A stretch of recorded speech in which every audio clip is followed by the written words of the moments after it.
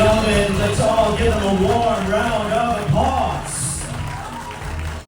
There are two laws that will govern the transaction here. The Investors List Act and then the BCDA law, which was confirmed by the Department of Justice. So it will be treated as a regular business development contract. No special arrangement to be accorded to the U.S. government.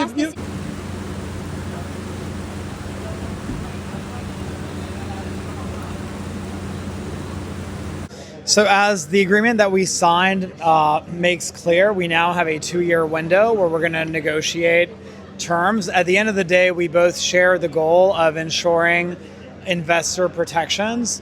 And so now we're going to begin negotiations and having a discussion about the best way to advance investor protections in the hub.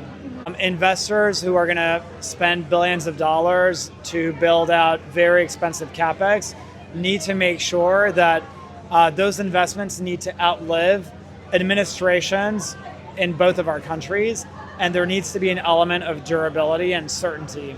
And so that's where our focus is really going to be on predictability, certainty, speed, and scale.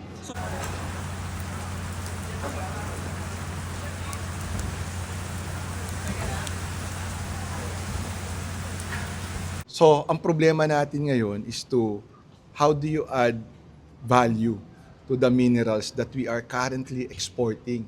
With or without the PAC Silica, with or without this project, nandun na yun nag-i-export na tayo.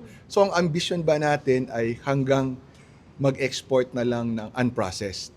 Diba? So it's an opportunity for us to process our minerals, for them to be useful, to become green metals, and as I was mentioning earlier, madataas nga natin ambisyon natin para maging tech metals. It's really itong PAC Silica na to, it's really for securing supply chains para sa AI tech.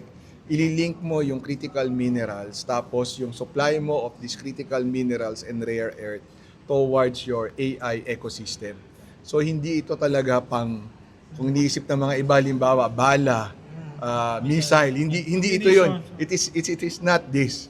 No, this is really to secure the supply chain for your AI ecosystem.